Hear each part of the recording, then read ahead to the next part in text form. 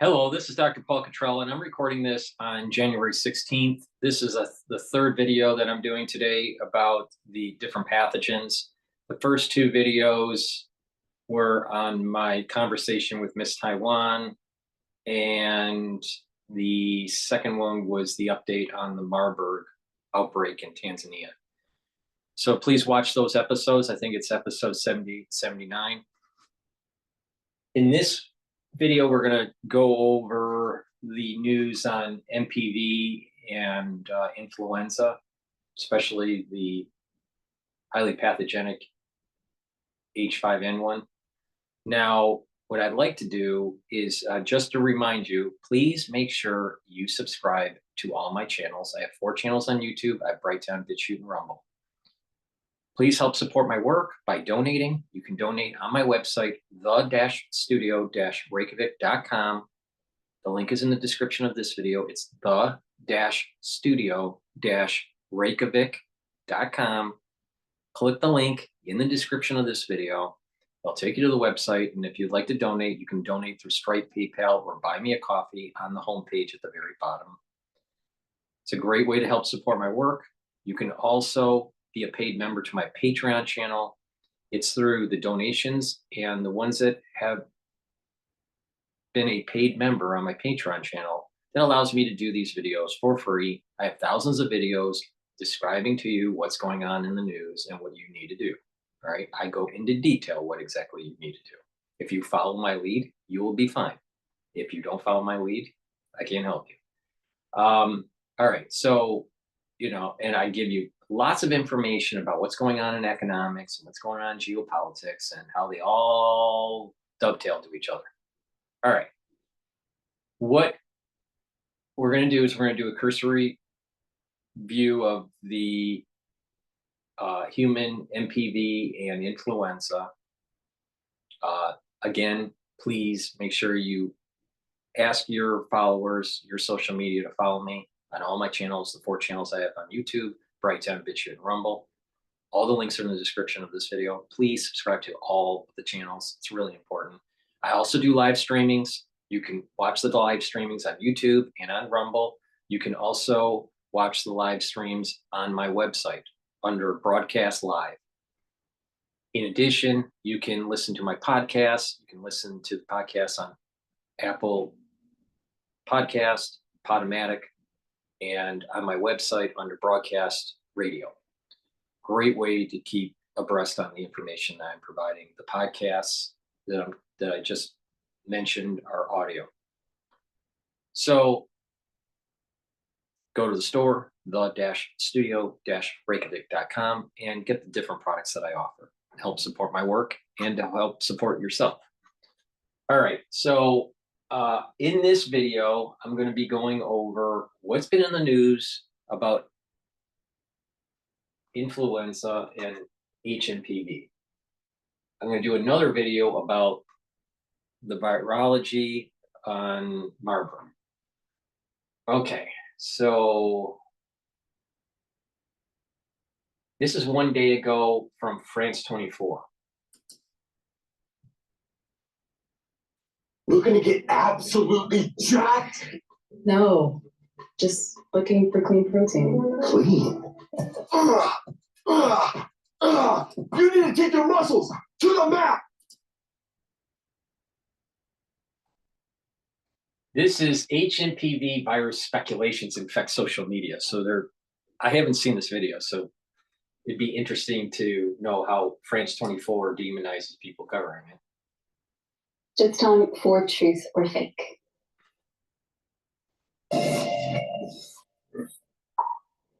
Carolina Marchand Abru is here in studio. Carolina, in today's edition, the hMPV virus outbreak in northern China. Some users are claiming that a new lockdown is upon us. Tell us more about what they're saying. That's right, Sharon. A surge in cases of the flu-like human pneumovirus, also known as hMPV in China, has raised fears of another COVID-style pandemic. According to this Chinese CDC statement, actually since last December, cases of hMPV amongst people under 14 years old, especially in northern China provinces, were trending upwards. The talk of this Now, virus normally, is shaking. normally what happens is hMPV hits the pediatric patients, primarily 1 year of age or less, maybe 2 years of age or less, geriatric patients 65 and plus, but primarily pediatrics. Okay. We'll find the video, but my understanding is the current outbreak that's happening in India, a geriatric patient has been announced. Most of the cases in India have been pediatric patients of just a few months old.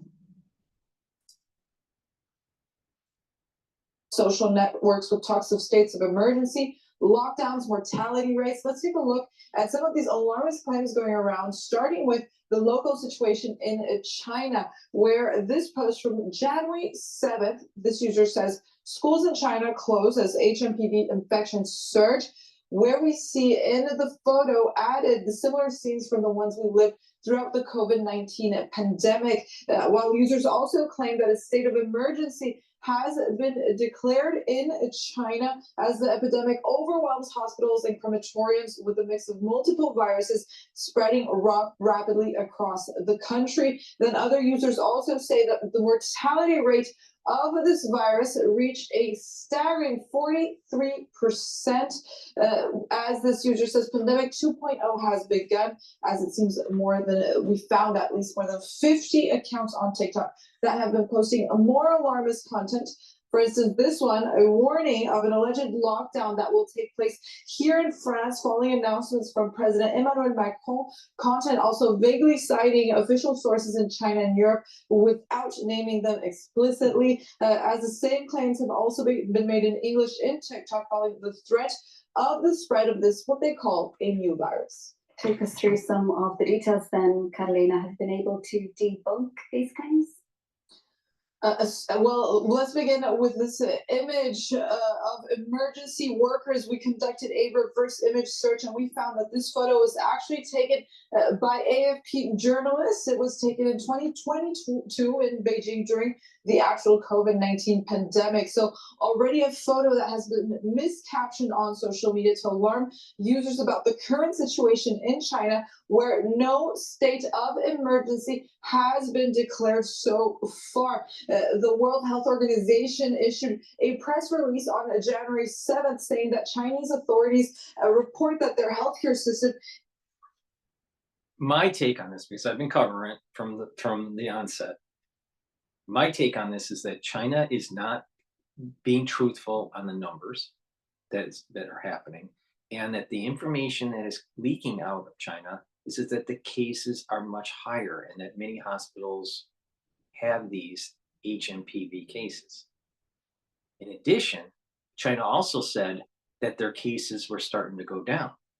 And like I said, most of the time, in most years, the peak is in March to May, not December to February. So what's going on? Does that mean that another surge is coming?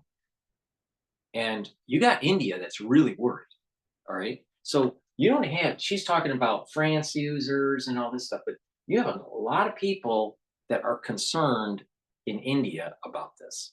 Now, why is the Western media trying to downplay it? Now, mainstream media. Is it because of economics?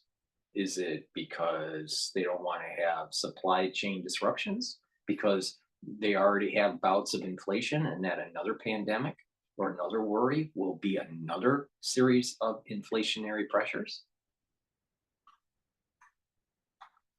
Is it more about finance and why they're doing it? I think that there is a problem going on in China. Now, do I think that it's going to be widespread and it's going to be like COVID? No. No. But we need to understand how hMPV is evolving. Is things happening on the G and the H the G and the F protein for MPV, where it's mutated and it's becoming more, it can fuse better, or is it just garden variety? Now, H1B and B1 and B2 seem to be clades to worry about.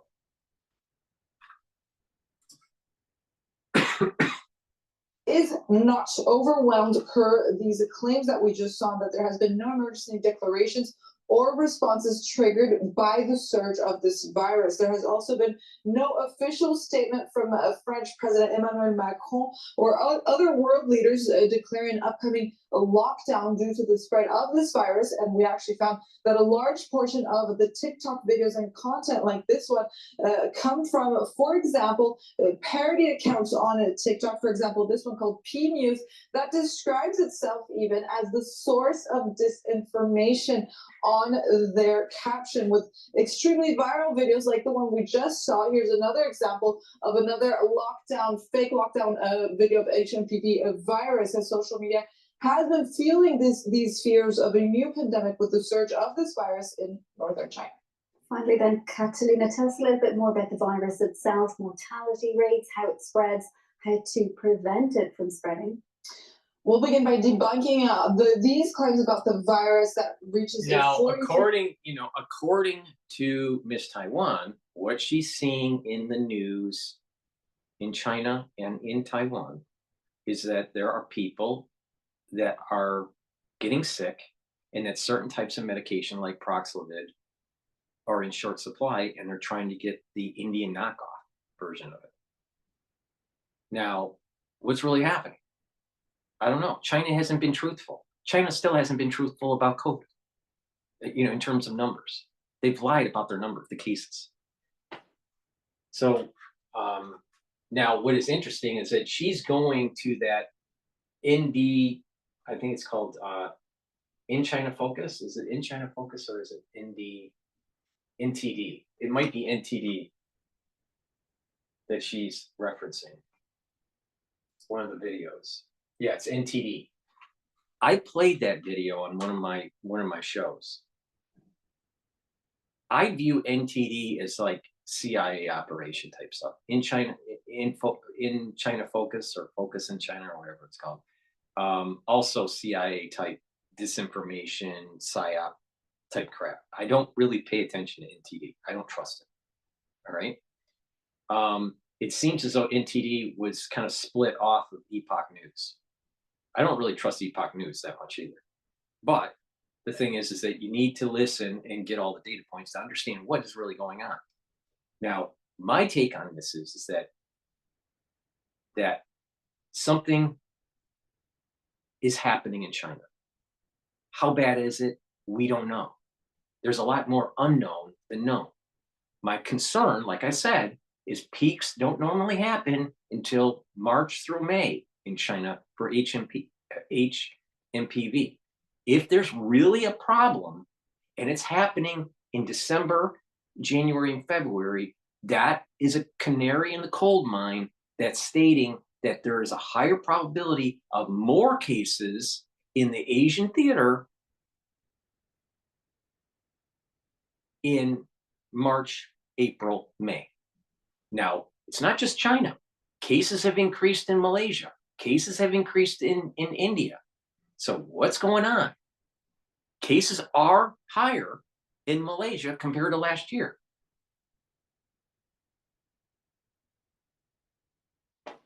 What's going on?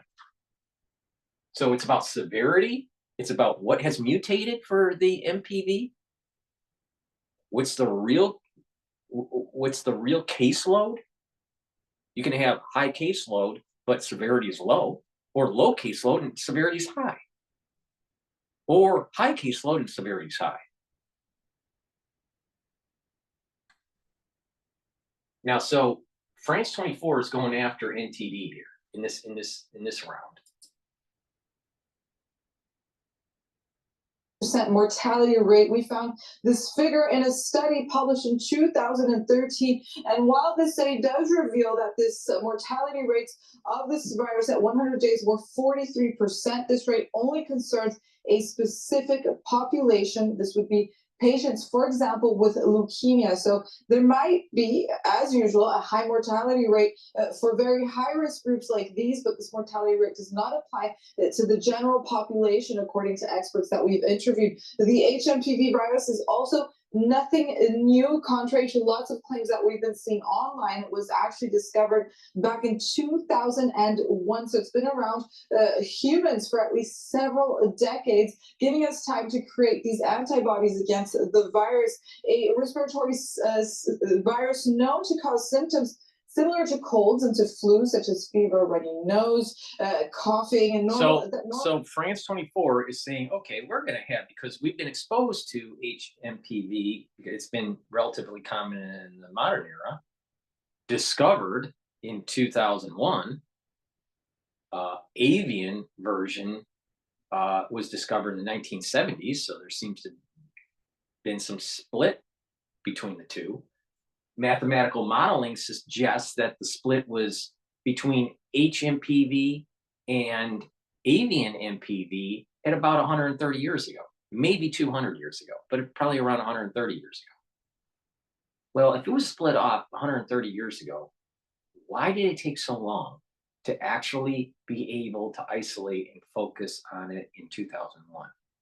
Now, I know for a fact that in 2001, a whole lot of bioweapon development was taking place in different labs around the world. I know that for a fact. Now, it wasn't just in 2001 where it just starts the weapons programs.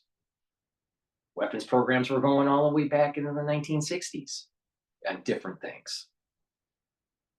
But the point I'm making here is that something common that seemed to have been isolated in 2001 and studied, that's the human version of MPV, has been circulating around the world. It has manifestations of what we would call the common cold, and people typically get it in their pediatric or in their geriatric years because their immune system isn't as robust. And there's cross-reactivity because you've built up antibodies. Now, people that are healthy may have been asymptomatic or may have had something minor and really had MPV and they never tested. It's probably under-tested.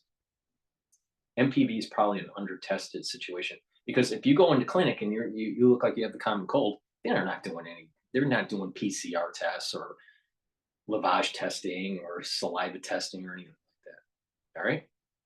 So probably a lot of cases are underreported because it's such a benign thing. The question is there something really happening in China?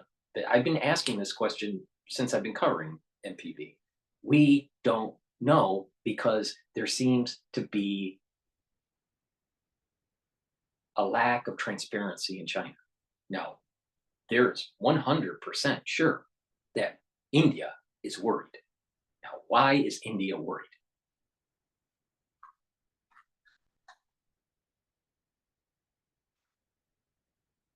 So they're just basically saying, it's benign, don't worry about it. Well, there was an awful lot of people saying, don't worry about a lot of things, and it becomes a problem. Now, is it a problem? I don't think it is, but I need to have the sequences of the cases that are happening in India, the cases that are happening in Malaysia, the cases that are happening in China, what's really happening.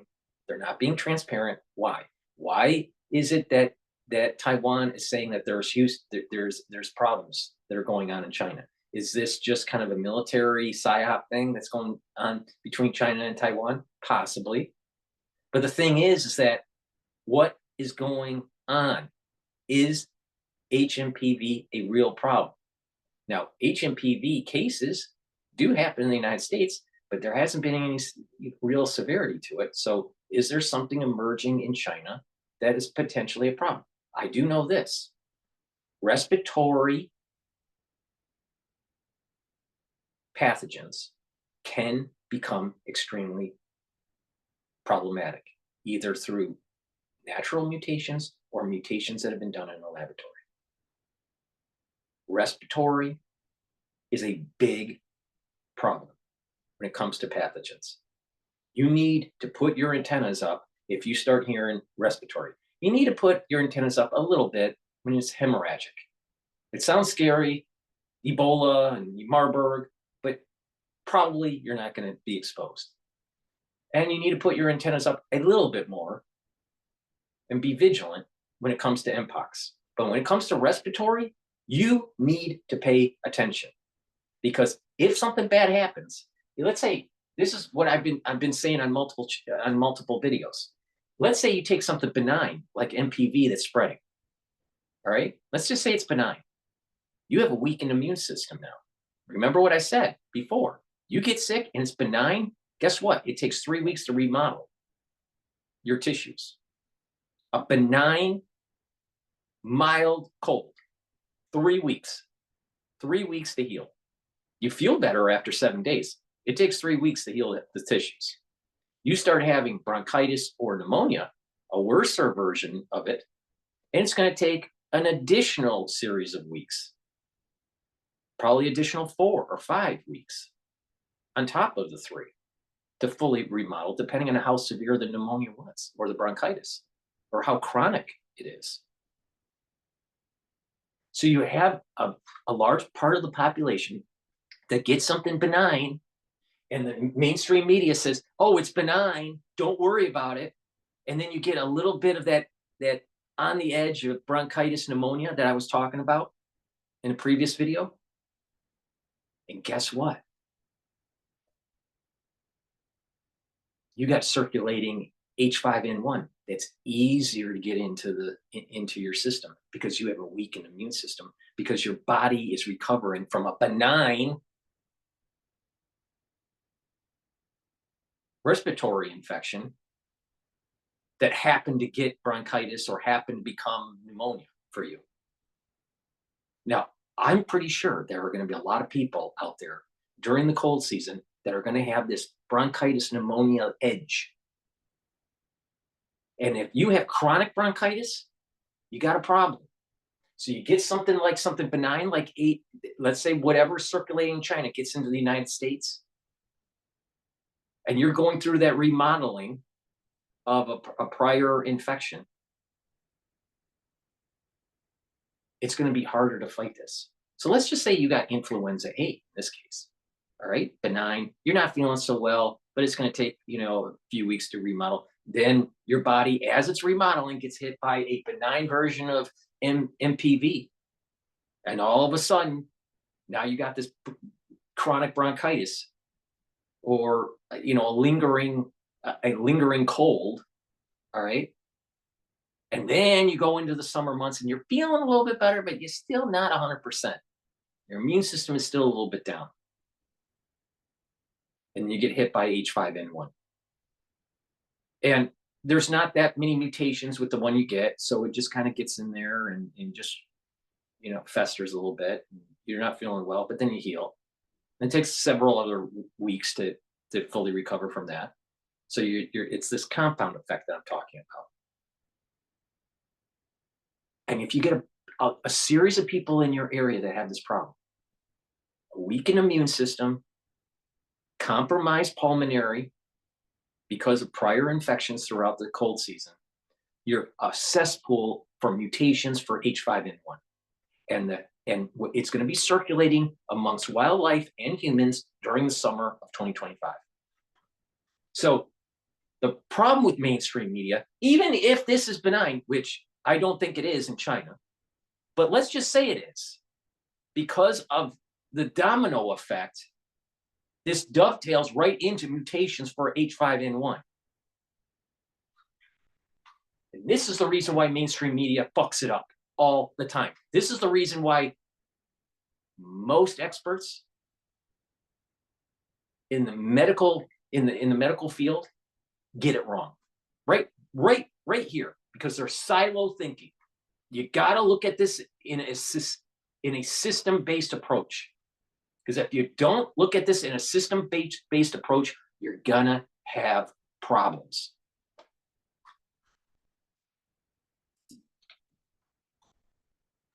Spreads faster during these winter months. Margaret Harris from the World Health Organization assures us that there's currently no abnormal increase in this virus, not considered to be a health threat that would require exceptional measures such as a lockdown per the fake claims. For now, there's actually no vaccine against this virus. Experts advise simple preventative measures such as masks or sneezing into your elbow, washing your hands, measures that we learned throughout the COVID-19 pandemic, as health officials in China have declared on a Sunday that the rate of the hMPV infections in northern China has decreased or declining amid this concern over a potential new pandemic. Catalina, Now thanks for taking us through all of that part, okay. The rate of hMPV infections in northern China is declining, Chinese officials say. Now, if it wasn't a problem, why are they even making that statement? Now, it is true. It is true. Typical seasons in China, there is a surge especially in pediatric patients. There's a surge in December, January, and February. It dies down and it resurges with more cases relative to the prior surge, with more cases in March, May, in March, April, and May. Okay, so it's bimodal. All right, there's a surge and then a larger surge. All right, and the worry I have is what happens in March, April, and May in China. That's the worry I have. Is it going to be normal or is it not? Now, if it's not a problem in China, why are they even making this statement? Because if it's not a problem in China, why do you have to make the statement that in northern China it's in decline? It's declining. You know, and I had another video that was talking about Beijing is a major problem with the cases. All right, please refer to that video that I'm talking about MPV updates. I think it's like episode 60 or episode 76, 75, somewhere. All right, so the point this is Associated Press. The rate of hMPV, and this is just recent because I mentioned this, that last week they were saying cases are declining. Now, according to Miss Taiwan, in the news in Asia, that's not the case. They're saying the cases are still elevated. Now, that may be the aggregate in China. While this is very specific, northern China is declining. Notice the way it's said. The rate of hMPV infections, the rate of change, right? The rate of it in northern China is declining. Well, what about southern China? What about eastern China? What about western China? Chinese health officials say. Well, if it wasn't a problem, why even make this statement? Because according to France 24, they're making it seem as though there's no problem. I'm telling you, there's a problem in China. Now, what the hell is it?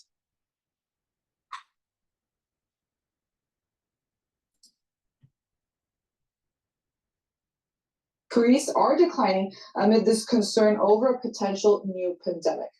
Catalina, thanks for taking us through all of that. That's Catalina there with this evening's Truth or Fake. Well, that's it from us for now. Do stay with us. All right, so, you know, I personally think that China's hiding something. Because if it was just the normal caseload, why is this even in the news?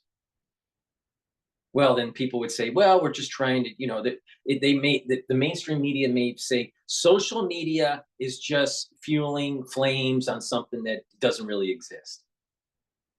But if it doesn't really exist, why does China have to say the cases are declining? And cases would be declining at this moment in time. That's typically the normal pattern. But it's not typical to hear cases that they're running out of peroxalovir. She didn't say anything about that. Are they running out of peroxalovir? Do they have more respiratory problems? than normal?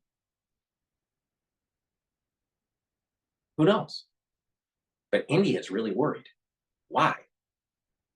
Why?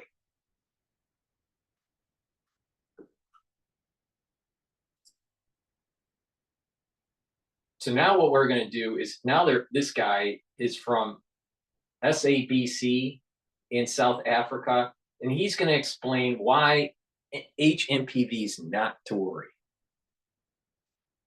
Now, I personally think you need to worry because there's a lot more unknown than known. Now, this was done 3 days ago. And this is for 13 minutes. I don't know if I want to do 13 minutes. No, I don't want to do that long of a version of it. I already gave you a synopsis of what they're going to say. They're basically going to say something like, it's benign, lots of people get it, people have antibodies, there's cross-reactivity, don't worry about it. The question is, has something mutated in China where it's a problem? Now, something probably has mutated. It's probably a problem in China. It's going to become a problem in local areas like India and Malaysia, and it's going to die down. That's what I think is going to happen. All right. But if something changed with the G or the F protein, where there's better fusion, better attachment to the heparan sulfate receptor, we got a problem. I want that answer. Because if we do have that, then America has a problem. So just answer that question. You know, professionals in the mainstream media, is the G protein and the F protein mutated in such a way where you have better fusion into the cell? And or do you have higher affinity to the heparan sulfate receptor? If you do, we have a problem.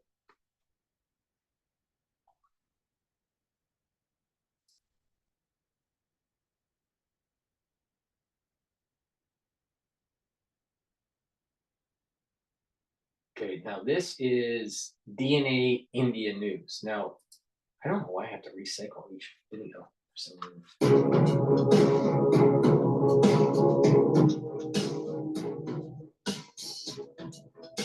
I hate these types of videos. I don't like videos where it's just playing music in the background. It's crazy.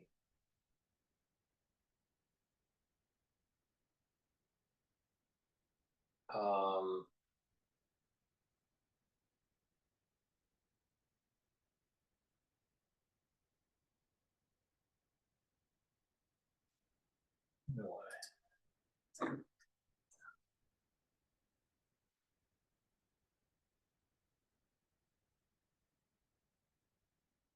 Okay, so now what I want to do is I'm going to see this week.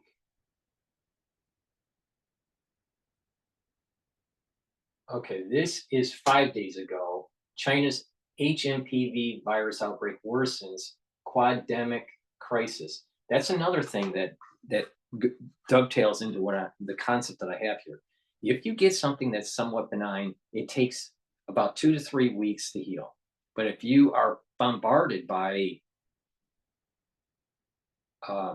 different pathogens in a short amount of time, you never fully heal, and it gets worse and worse to the point where you may get the bronchitis and the pneumonia, and it takes longer to heal. And that's my concern, that because of the RSV, the MPV, the rhinovirus, influenza A, adenoviruses, right? People getting these flu-like illnesses in this season with a weakened immune system from the crisis that we went through, with a weakened immune system with a recent infection, it becomes problematic down the road because it takes longer time to heal. You have you're immune compromised to somewhat, your body's healing, and then all of a sudden you have a circulating H5N1. So this quademic issue is a real issue.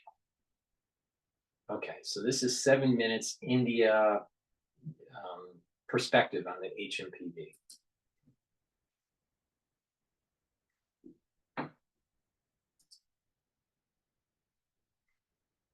A respiratory virus is spreading from China to countries in the region and beyond. It comes at a time when the world is already reeling under 4 other viral infections all at once. So are we on the cusp of a new pandemic? Ragini Sudhir Chore finds out.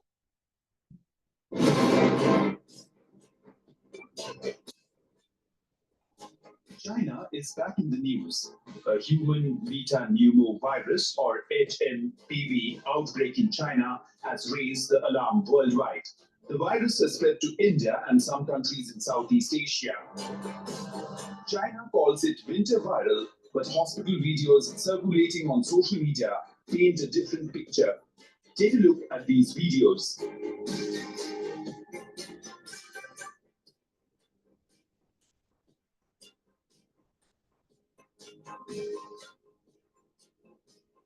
Hospitals in China are reported to be struggling with a surge in the hMPV cases alongside influenza A and Mycoplasma pneumonia infections.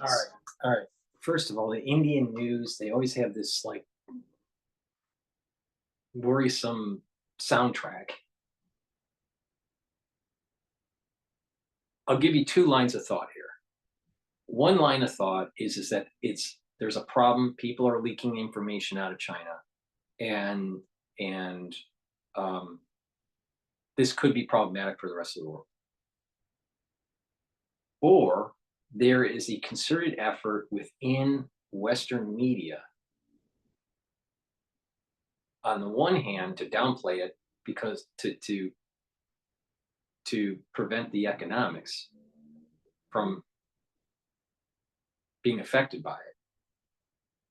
And on the other hand, to create some sort of international instability with China. So if it's the international instability with China, it feels like a psyop by the agencies.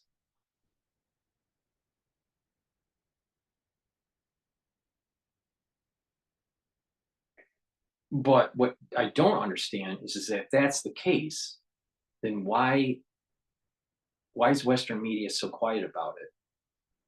And it seems as though it's more on an economic point of view instead of towing the line for the agency's psyop. Because normally they do. Normally, through the Smith Modernization Act, the mainstream media tows the agency's trade spycraft, right? All right. So what's really going on? This is why I'm saying that I have this feeling that it's more it's a problem, but it'll die down and it won't be global, and then it'll resurge again. So we're seeing the first wave, but it's a small wave, and then it dies down, and then a few years later it pops back up. I'm really worried about 2028, 2029, mostly 2029 and 2030 in terms of a new surge. Usually when you have a big problem in the world in terms of pathogens, there's a 10-year hit again. And that 10-year hit would be around 2029 or 2030 in the terms of COVID. But my feeling is that hMPV, worldwide pandemic, no. Local issue, yes. And it's not just a fake, some sort of psyop thing. But I don't like the way India news is portraying the story, because it's almost, they're trying to create fear. Now, I'm not about creating fear, right? I am about waking people up to existential threats that have either low probability, high impact, or high probability, high impact.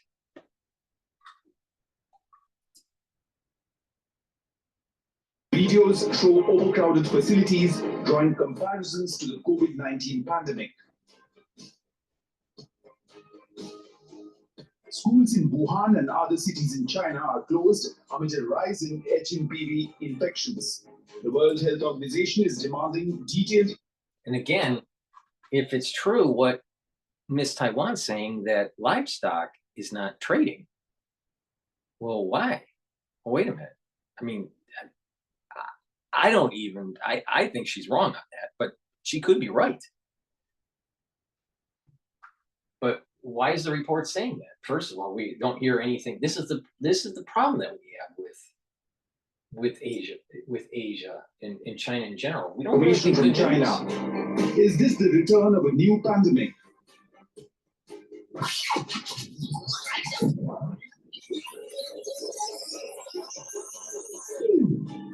Wuhan, 12 December 2019. A cluster of patients begin to experience the symptoms of an illness that is later identified as novel coronavirus.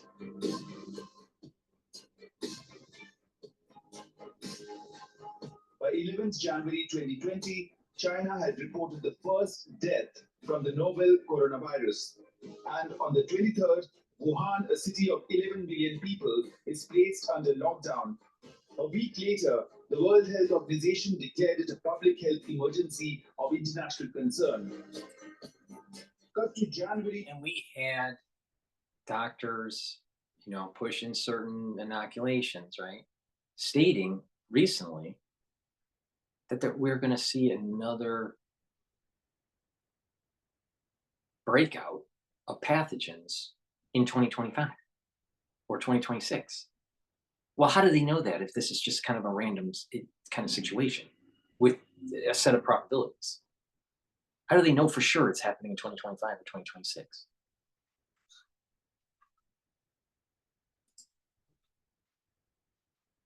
hMPV infections spread in China. Worryingly, the hMPV outbreak has been reported at around the same time of the year as COVID-19 5 years ago, causing panic among people. However, hMPV is not the only problem here. This winter has brought. I'm tired of the music. I can't deal with it.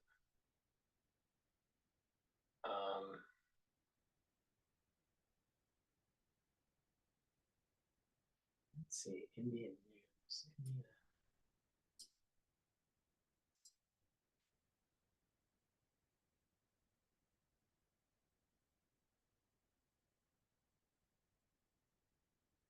There seems to be a case that happened in India that's elderly.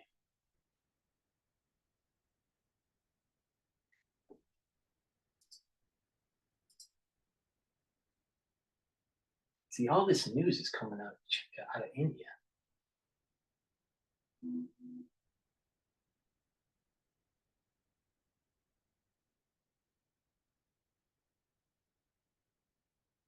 Now, it could be that they're just wanting to get money for pharmaceutical development and production. That could be it.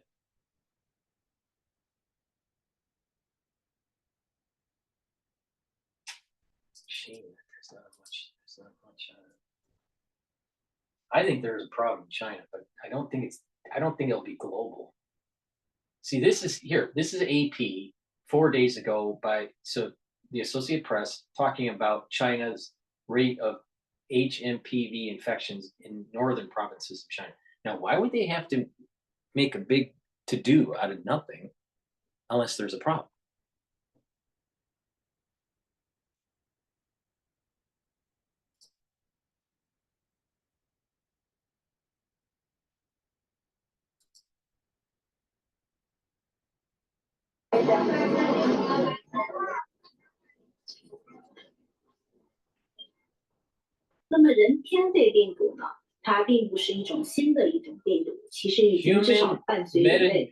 The human metapneumovirus is not a new virus, and it has been with humans for at least several decades. Well, we don't know that. I mean, officially it was discovered in 2001. It's assumed that it's going to be in the human population, but it wasn't isolated. It was known to be in the human population in 2001. So it's not a new virus and has been with humans for at least several decades. means. Well, has it or hasn't it? We don't know that for sure. 年的一个时间。那么由于检测手段的这个发展，那么近年来呢， All right, this is Wang Leping, researcher. Due to the development of detection methods, there have been 关于人偏肺病毒的报道 more 呢见 reported, 多。那么 more 目前 related reports in recent years. Now, the research paper that talked about the epidemiology of hMPV did discuss that China has been developing cheaper kits to detect. Now, how often they're used in China, I don't know. They have developed detection methods, and with that, they should be seeing more cases, all right, because they're detecting, they have better detection methods. That information that I read in a research paper goes against what Miss Taiwan's saying about them not testing. Now she's saying that they're testing.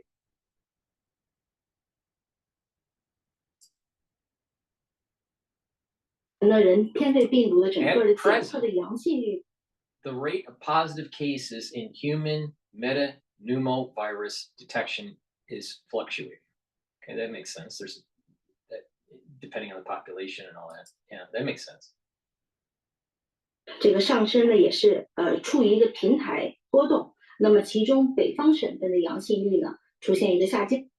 The positive rate in northern provinces is going down. All right, what about the other provinces? 我们也看到这个14岁以下的这个患者，他的这个 And the 检测阳 positive 阳性率 rate 呢， and the positive rate among patients age 14 and below has started to decline. Because remember, it's that 14 and younger that are the most vulnerable, especially that first year or 2 years. 开始下降。那么您刚才提到的人偏肺病毒、呼吸道合胞病毒， Human metapneumovirus and respiratory syncytial virus, so RSV, are both common pathogens. So they're seeing a hit between MPV and RSV, which is what I've been saying for 2 years. I've been saying RSV is also a problem. 是引起冬季这个呼吸道传染病的 That 常见病 causes- 原体。那么感 All right, that causes respiratory infections. I'm sorry, that cause respiratory infectious diseases in winter. Well, no kidding. That's what we call the cold. But remember the domino effect. It's not about just the pathogen. It's about how long it takes to heal. It's about the compromised immune systems and other problems that could be either released on purpose or things that are circulating, like highly pathogenic H5N1, that if mutates could go human-to-human transmission. 以后的症状呢主要是体现在那 Their symptoms include fever, cough, runny nose, and nasal congestion once infected. So it's like a common cold. 出现发热、咳嗽、流涕这个鼻塞等这样的一些呼吸道的症状。那么Most symptoms will disappear by themselves. Now, it's important to mention that let's say there is no real big mutation for hMPV, no lab leak. This is just garden variety hMPV. Why is there a surge of cases? And it goes back to what I've been saying. The 2020 event and the other waves within the crisis of 2020 have weakened people's immune systems in the society. So it's going to be more prevalent to have pathogens that straddle that bronchitis pneumonia clinical manifestation. I know for a fact that people are getting sick in the United States during this cold season. It's less cases than last year when you add everything up. But there are more people straddling that bronchitis pneumonia. And it lingers. In some cases, you get this reinfection or a double hit where you feel like you're okay, and then a week later it comes back. 多数症状呢可自行消失， But 但 they 是对 can 于儿童、 cause 老 but they can cause lower respiratory tract infections among children. Now remember, very young children don't have a robust immune system, and not only that, their physiology is different. When you're an adult, you have longer tract, pulmonary tract. Your lungs are bigger. So the tubes in your lungs, right? Your bronchioles, you got a longer system, within your lung. When you're younger, it's smaller. All right, so it's much easier to cause problems in the upper and the lower part of the lung compared to an adult. Now, this is part of the reason why the middle age doesn't get RSV as often or MPV as often. The geriatric has a compromised immune system, weakening immune system. The young physiology is smaller, their lungs are smaller, and their immune system isn't robust, especially that first 2 years.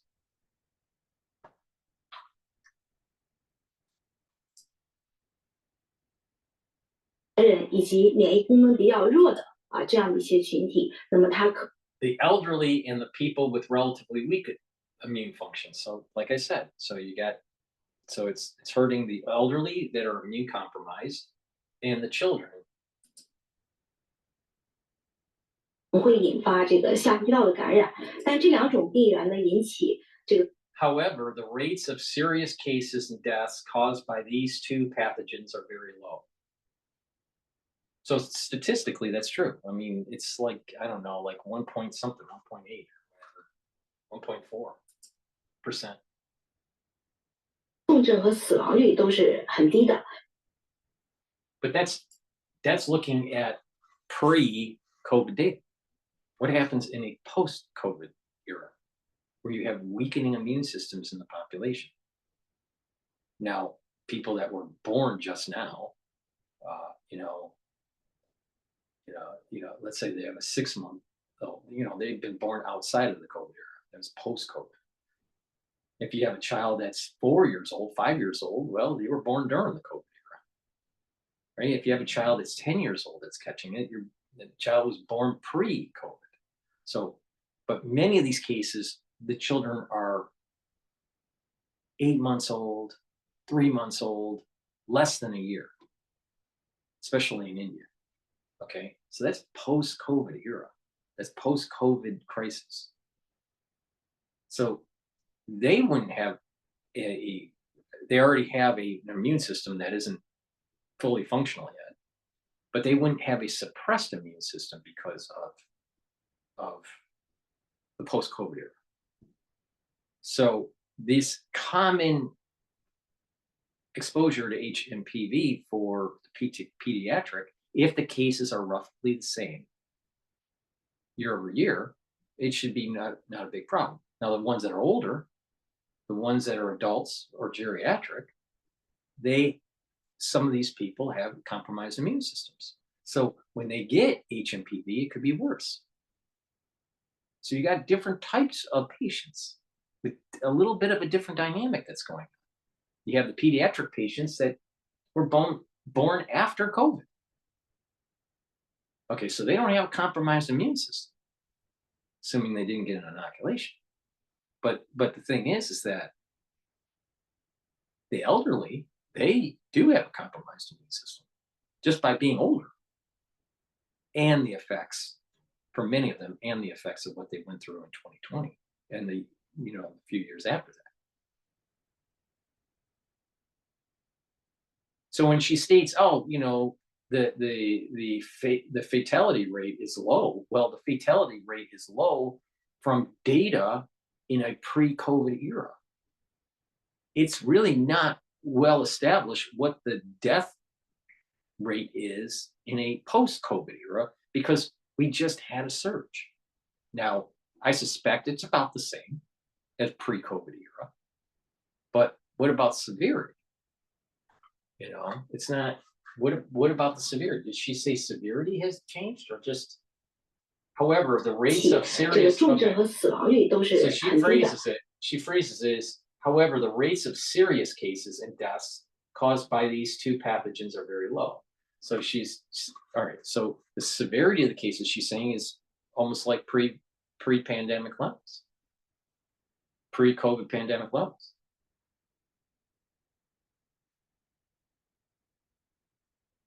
But why do you need to speak to the international community talking about the northern provinces in China if there's no real big issue? So chances are there is a big issue. The question is, how bad? Can we honestly believe everything that the health ministry is saying from China? Probably not. And this is where the problem is the trust isn't there.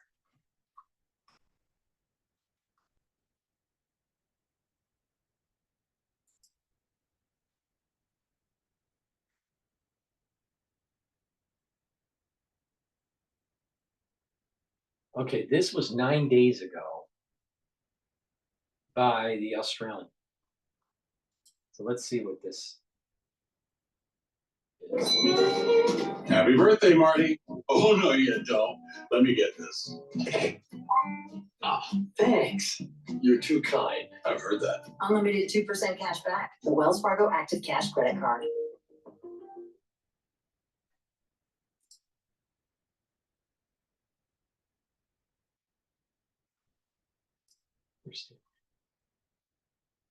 I hate to say this, but it feels like 2020 all over again. Bustling hospitals, mysterious illnesses, and This crowded waiting was rooms in this was China. reported this was published 9 days ago. Flooding social media feeds with a side all too familiar. The spread of a new virus is festering through the world's second most populous country, with northern China in particular recording a rise in cases during the winter months. So what is hMPV, and how much should we worry? According to the CDC, cases of human metapneumovirus, or hMPV, spiked 36% higher than average this season. It's not entirely unfamiliar to Australia. So there's a spike this season. But supposedly there's no problem. Why is there a spike? Did something mutate? Or hMPV standard is mutations that don't give any, real change in dynamics of infection, but because we have a weakened immune systems from a post-COVID era, this is manifesting itself.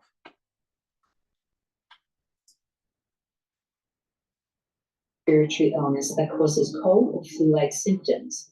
First reported in 2001, the virus can spark such symptoms as coughing, a blocked and runny nose with congestion, and shortness of breath, much like a common cold. But the severity varies among young children, the elderly, and the immunocompromised, and can lead to harsher conditions like pneumonia or bronchitis. Neighboring countries to China said they were monitoring the spread of the respiratory virus, but played down the initial causes for alarm. With an incubation period of 3 to 6 days, hMPV can spread through coughing and sneezing, close personal contact, and touching objects that have the virus, according to the CDC.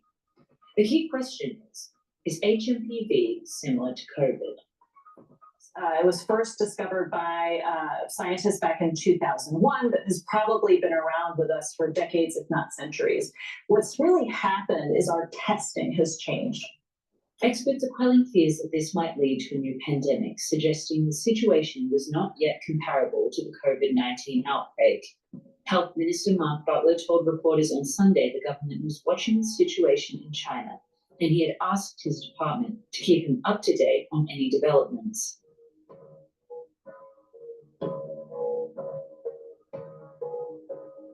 The illness is quite common in Australia, with figures showing it was the 5th most common respiratory illness to be contracted in 2024. With no vaccine to stop hMPV, prevention includes following basic hygiene. There is currently no evidence that the outbreak is out of the ordinary or that a new respiratory virus or illness has emerged in China.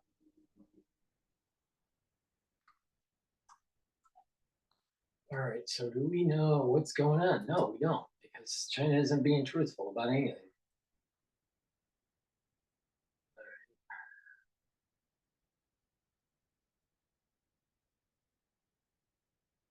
See, a lot of concern about about 7 days ago. But when you take a look at anything for today, or it's Indian, it's in Indian language, or it has all the doom and gloom soundtrack. So there's just not that much out there. There's just not much out there to know. All right, let's pivot to H5N1.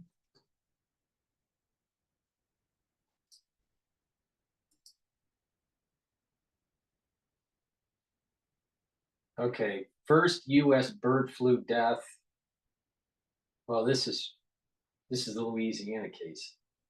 This is 19 hours ago. Why are they doing this?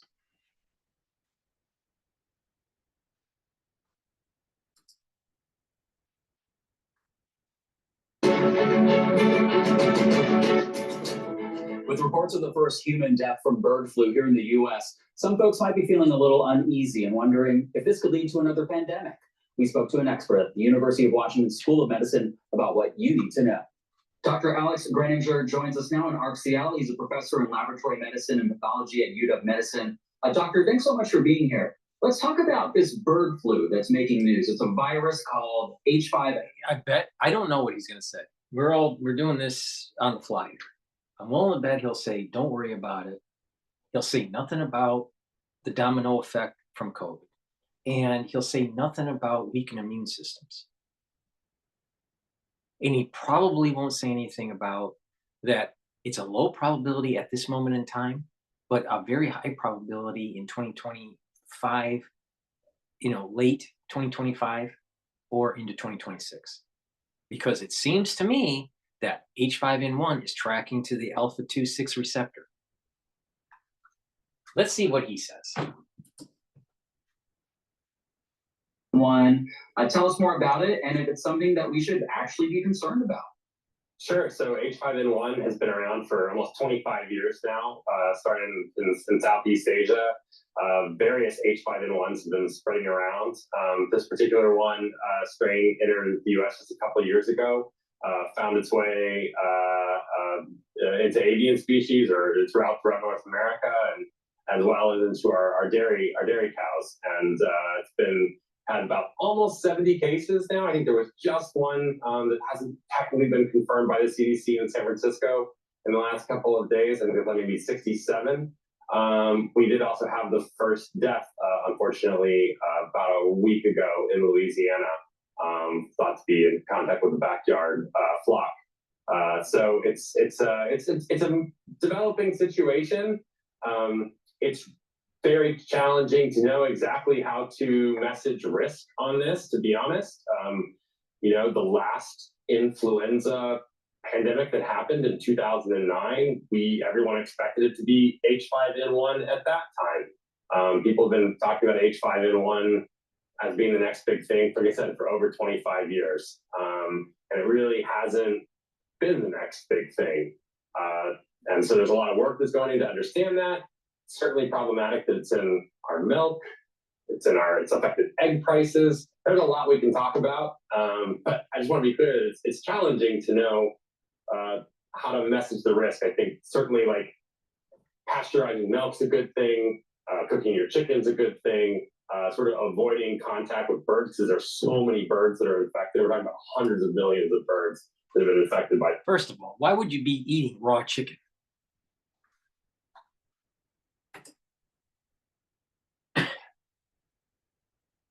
Just in North America. So anyway, lots of things to talk about. So who's most at risk for bird flu? What are the symptoms? And how can someone get tested if they think they have it? Right. So there have been two sort of major ways that bird flu has caused symptoms. The first is in our people who have contact with dairy cattle. That's mostly been through infected udders and milk that gets squirted into people's eyes, and that causes conjunctivitis. And that's been relatively mild. And then, and sort of self-limited. There's been a little bit sort of like, I don't say like respiratory symptoms, but sort of like just sort of the malaise associated with an influenza, but otherwise quite mild. There have been a couple of cases directly from birds that have infected individuals, or even cases we don't know where somehow someone got infected. Those that get into the respiratory tract, the lower respiratory tract, someone's a little bit immunocompromised, that can be a much more severe case, as the case in Louisiana showed. There's also a case in British Columbia as well that was went to the intensive care unit, and that individual was able to fight off the infection. So most of the time it's probably just going to look like an influenza. And the good news is that diagnostics that detect influenza can detect H5N1. Like I said, the reason why H5N1 isn't problematic at the moment is because you need multiple hits for mutation, but it's tracking towards those mutations. And when you have a society that is somewhat weakened by other pathogens, and you have a circulating situation with H5N1 with the animals and with humans during the summer months in the United States, guess what? You're going to have additional mutations that track. Now, because of the Louisiana case showed low frequency but higher affinity to the alpha-2/6 receptor, that's a danger. Now, it doesn't mean that it's going to be right now, but it's moving in that direction.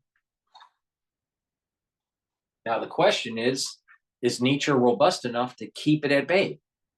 Or will it actually take hold to human transmission with high fidelity? We don't know. We don't know. But it looks like it's moving in that direction. So it's like a slow moving train crash.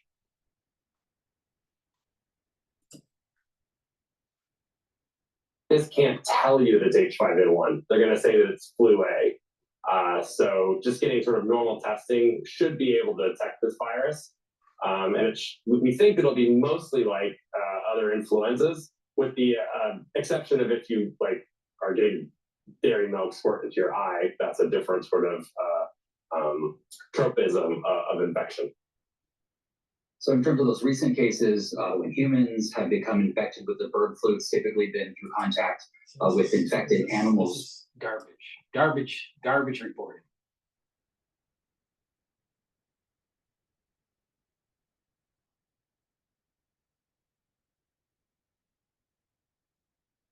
Now even the David Pakman show's talking about H5N1. You know it's dangerous when David Pakman's talking. Amazing.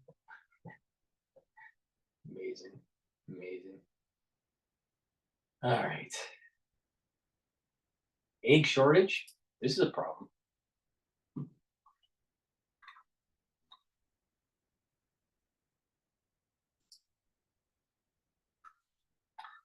Good evening, everybody. Thanks for joining us tonight. Are you having a hard time finding eggs? Even Costco didn't have one when I was there the other day. Anyway, so you're not alone. Yeah, Lita Lee tells us what's behind this nationwide egg shortage. Avian influenza has killed millions of egg-laying hens across the nation, and more are dying. Of the 340 million layers that the U.S. requires to feed the U.S., there's less than 300 million left, with millions more dying every week. It's not like you could just start producing eggs right away. I mean, to repopulate a barn and get them back into production, it takes about a year. So this will be kind of an ongoing thing. Local egg farms like Wailua Fresh Eggs produces about 300,000 eggs per day, but they say it's still not enough to meet the demands among residents, hotels, restaurants, bakeries, and grocery stores. Everyone is fighting for eggs right now, so we may not get eggs for a couple shipments, but that's why we try to order more. Prices of eggs have surged due to high demand. The prices are just outrageous, sky high. The prices have increased anywhere from 200 to 300%. That's been the worst. We've had it in the past, a few years back, but not as bad as this one. That's a lot because we go through about 300 to 500 eggs per day, 800 and more on the weekend.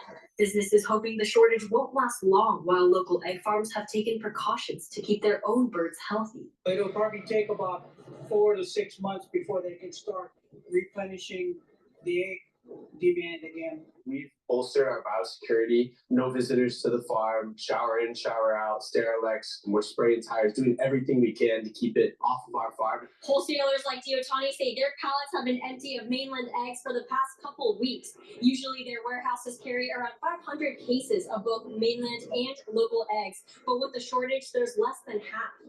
Alina Lee, KHON2 News, working for Hawaii. But Alina, thank you. All right, well, there's egg shortage. All right. Nothing big in the news with H5N1 right now. We still have 67 cases. Most of those cases are California dairy. So that's my overview of hMPV and H5N1. Is it a problem right at this moment? Do you have to like worry, hit red alert? No. But I'm concerned about the tracking of H5N1 to the alpha-2/6 receptor. And it does seem to be happening with the D1.1 variant. And that the circulation in the summer and into the fall will probably have mutations that increase this tracking to alpha-2/6 receptor. So that's the problem. Those are the concerns I have for H5N1.